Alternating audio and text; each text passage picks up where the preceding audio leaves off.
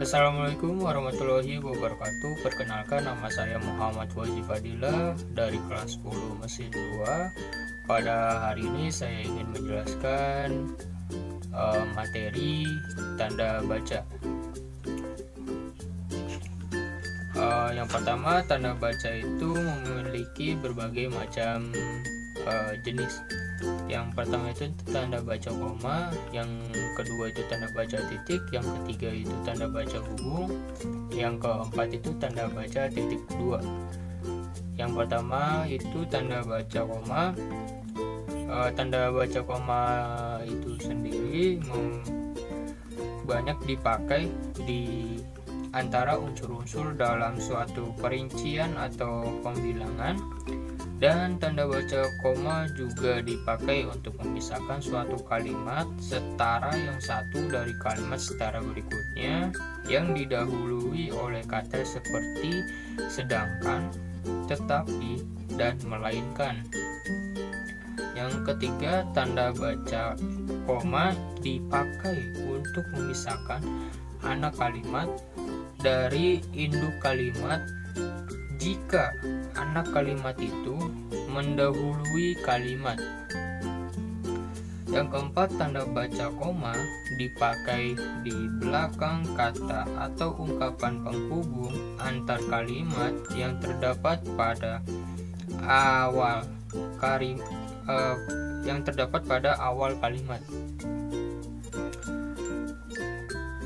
Yang kelima, tanda baca koma dipakai untuk mengapit keterangan tambahan yang sifatnya tidak membatasi.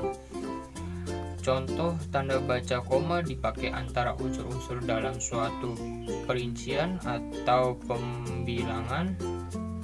Contohnya bisa kalian lihat di samping saya sini.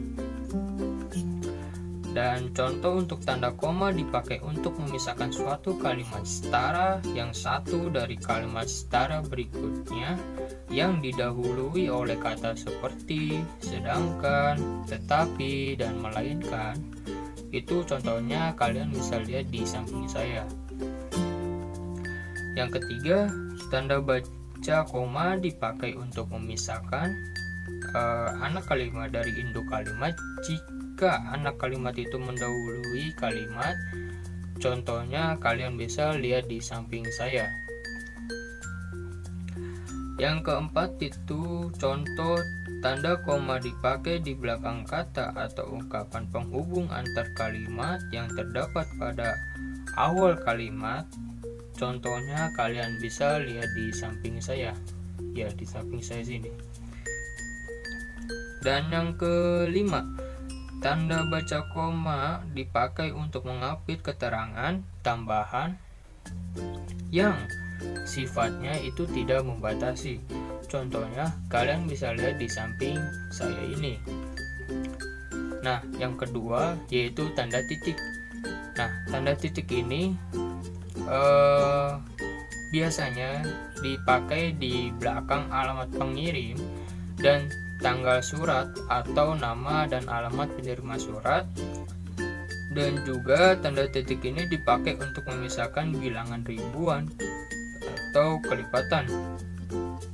Dan juga tanda titik ini tidak dipakai untuk memisahkan bilangan ribuan atau kelipatan yang tidak menunjukkan jumlah. Yang pertama, contoh tanda titik di belakang alamat pengirim dan tanggal surat atau nama dan alamat penerima surat itu kalian bisa lihat di samping saya. Dan yang kedua itu contoh tanda titik dipakai untuk memisahkan bilangan ribuan atau kelipatan. Kalian bisa lihat di samping saya. Yang ketiga yaitu tanda titik tidak dipakai untuk memisahkan bilangan ribuan atau kelipatannya yang tidak menunjukkan jumlah. Itu contohnya kalian bisa lihat di samping saya. Nah, yang ketiga, tanda hubung. Tanda hubung itu contohnya yang strip garis gitu doang.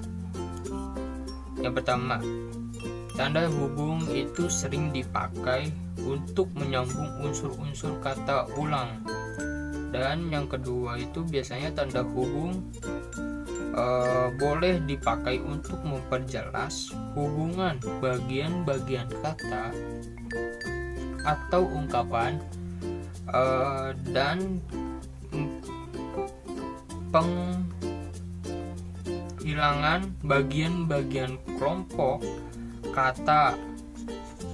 Dan juga tanda hubung itu dipakai untuk merangkaikan se-strip dengan kata berikutnya yang dimulai dengan huruf kapital, ke strip dengan angka, angka dengan strip an, singkatan berhuruf kapital yang imbauan atau kata nama jabatan rangkap. Dan tanda hubung juga dipakai untuk merangkaikan unsur bahasa Indonesia dengan unsur bahasa asing.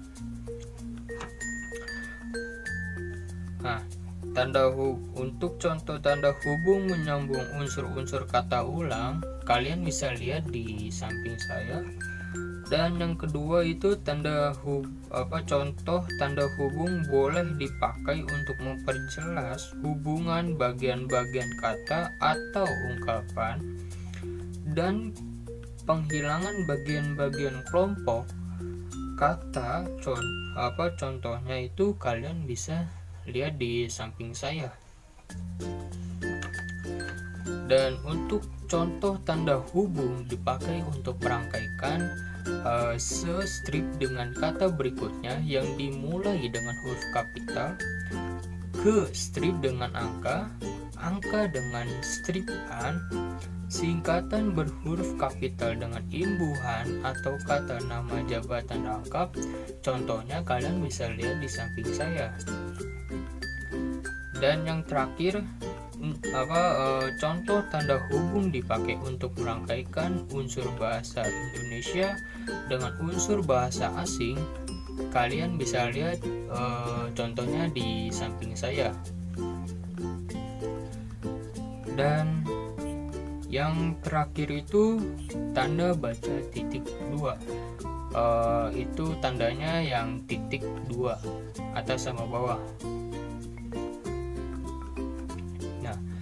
Tanda baca titik dua itu biasanya dapat dipakai pada akhir suatu pernyataan lengkap jika diikuti rangkaian atau perintah. Dan yang kedua itu tanda titik dua itu biasanya dipakai di antara jilid atau nomor dan halaman, di antara bab dan ayat dalam kitab suci, di antara dua judul dan anak judul suatu karangan, serta nama kota dan penerbit buku acuan dalam karangan. Nah, untuk contoh tanda titik dua dapat dipakai pada akhir suatu pernyataan lengkap jika diikuti rangkaian atau perintah. Kalian bisa lihat di samping saya. Dan yang kedua itu contoh untuk tanda titik dua dipakai di antara jilid atau nomor dan halaman, di antara bab dan ayat dalam kitab suci, di antara dua judul dan anak judul suatu karangan, serta nama kota dan penerbit buku acuan dalam karangan. Contohnya kalian bisa lihat di samping saya. Ya, sekian dari saya untuk menerangkan materi tanda baca. Dan apabila saya salah dalam penyebutan maupun saya salah berbicara, mohon dimaafkan. Sekian dari saya. Wassalamualaikum warahmatullahi wabarakatuh.